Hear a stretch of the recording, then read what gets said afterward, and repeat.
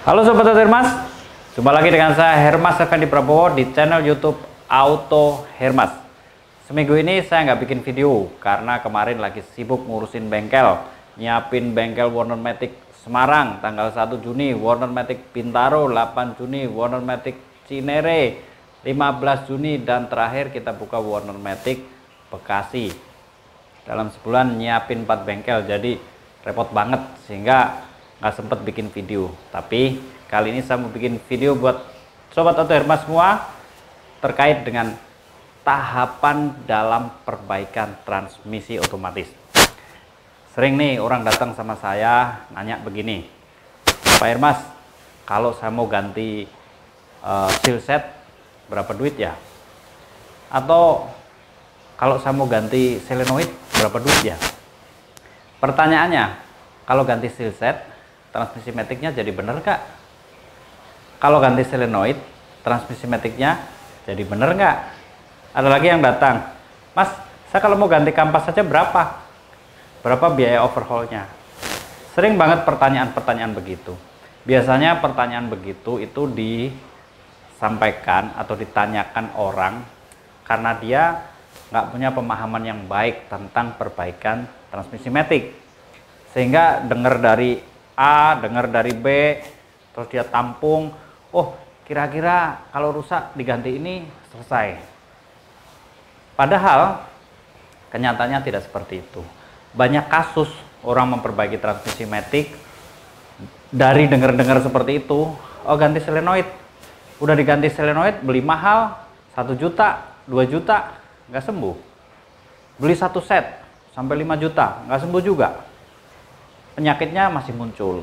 Ada lagi yang ganti 1 set overhaul, ganti seal set, ganti kampas set, udah diganti semua, ternyata nggak sembuh juga. Baru datang, Mas, saya udah ganti ini, kok nggak beres-beres ya, maticnya masih gejalanya sama, masih rusak aja.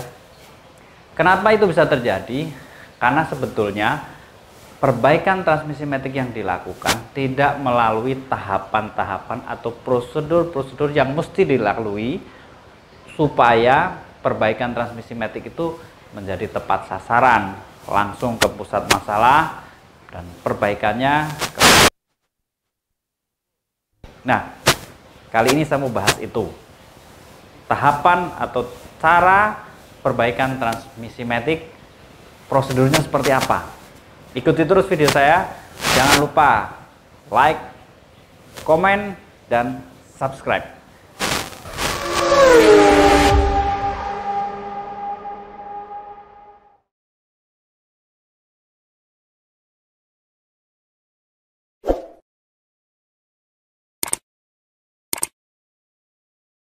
Mari kita bahas satu-satu.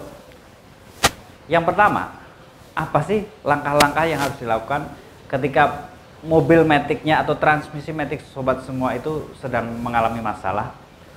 Tentu langkah awal yang harus dilakukan adalah melakukan konsultasi. Datanglah ke bengkel, ceritain semua sama bengkel yang dirasain ya. Kalau yang nggak dirasain nggak usah diceritain, yang dirasain pada saat bawa mobil itu gimana sih rasanya, saat pindah awal gimana, saat akselerasi gimana, saat deselerasi gimana, saat low speed gimana, saat top speed gimana, ceritain semua sama mekanik maupun teknisi yang ada di bengkel itu. Semua, jangan ada yang ditutup-tutupin, ceritakan detail. Termasuk kalau misalnya hal itu terjadi secara kontinu, jadi terus-menerus, entah pada saat kondisi pagi hari, siang hari, malam hari, maupun saat jalan di dalam kota maupun di luar kota, pokoknya ceritain semua. Kenapa begitu?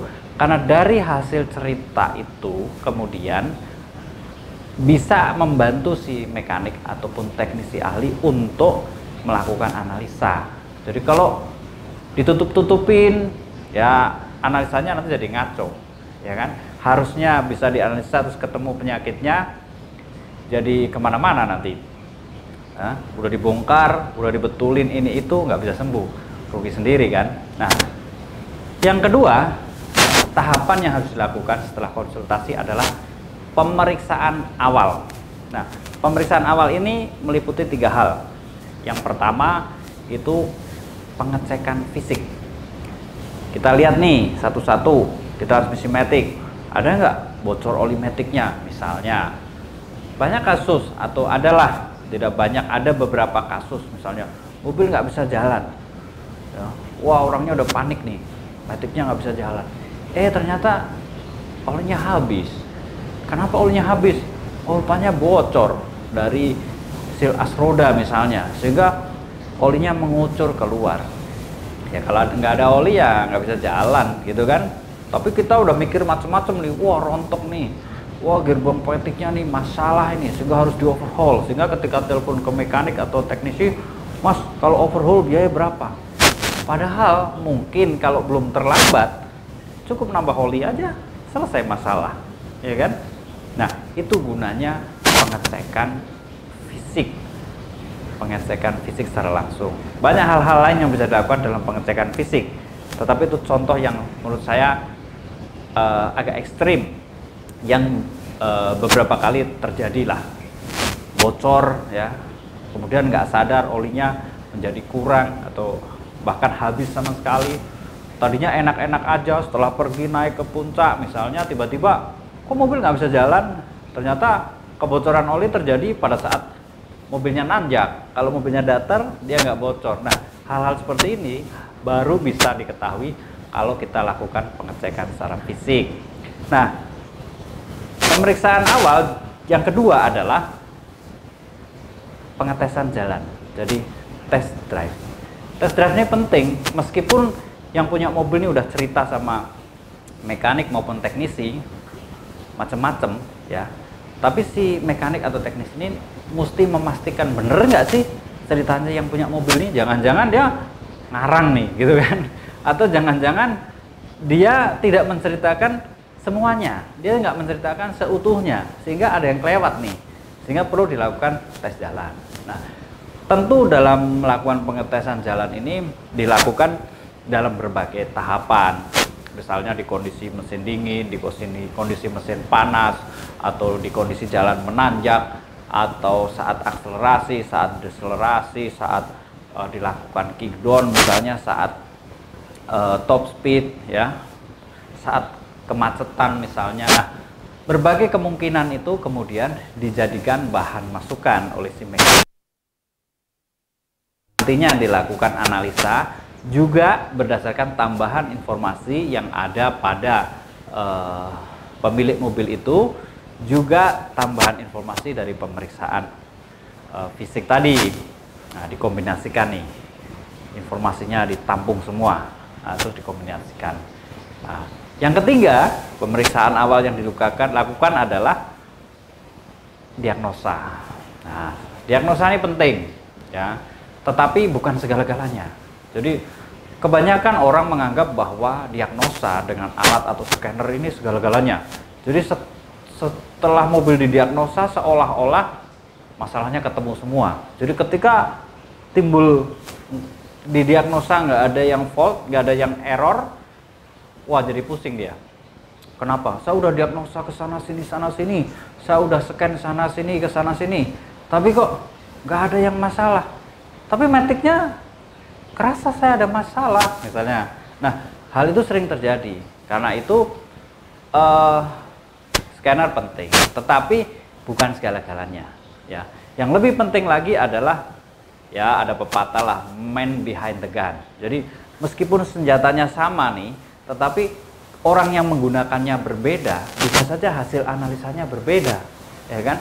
Kita punya senjata sama, kita nembak sasaran, mungkin yang lain kena, saya nembak nggak kena, gitu kan? Atau sebaliknya, yang lain nembak kena, saya nembak kena juga. Atau yang lain nembak nggak kena, saya nembak kena misalnya. Nah, ini man behind the gun. Jadi scanner sama, semua orang bisa beli, tetapi menganalisa berdasarkan scan itu ya tidak mudah juga. Karena itu butuh kombinasi yang tadi tiga saya sebutkan tadi, pengalaman berkendara seperti apa, pengecekan fisik seperti apa, hasil test drive-nya seperti apa, yang terakhir kemudian hasil diagnosa dengan scanner ini. Nah, Setelah ini dilakukan semua, apakah selesai? Belum, masih dilakukan tahap berikutnya, yaitu analisa masalah. Nah, analisa masalah yang dilakukan berdasarkan fakta-fakta yang sudah dikumpulkan tadi. Tentu kemampuan menganalisa ini berdasarkan pada kompetensi daripada si teknisi atau si mekanik, ya. Tidak semua mekanik punya kompetensi yang sama, tidak semua teknisi punya kompetensi yang sama.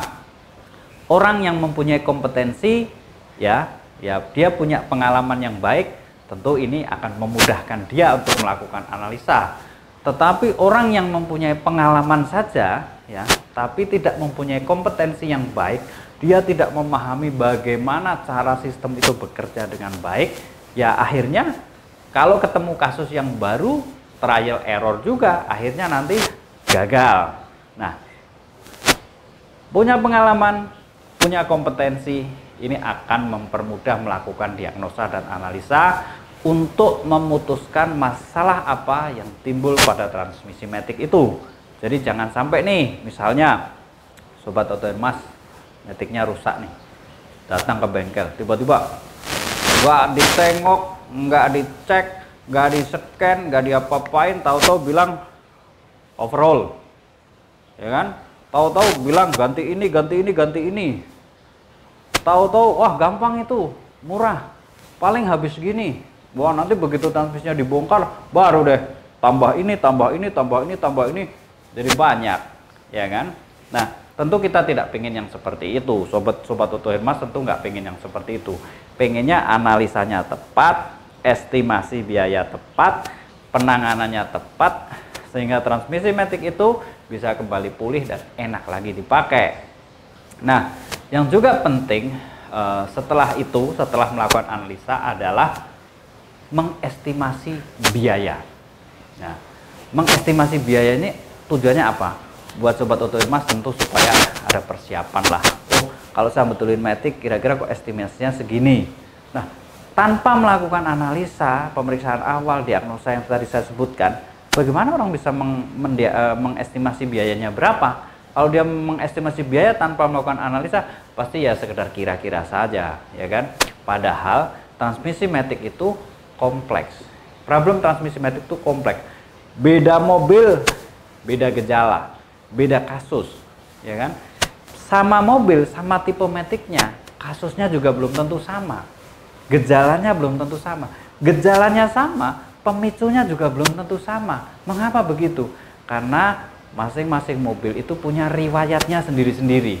Dari baru bagaimana perawatannya, bagaimana makainya, bagaimana selama ini cara berkendaranya atau pemeliharaannya. Nah, masing-masing tentu beda.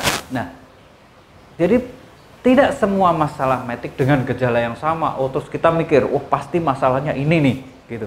Jangan simplifikasi terhadap masalah dan jangan sobat otohermas mudah terjebak dengan simplifikasi masalah itu. Kenapa? Nanti kecewa sendiri, ya. Wah, oh nggak sembuh, ya kan? Oh, ganti lagi yang ini, nggak sembuh. Jadinya apa? Spekulasi. Ya.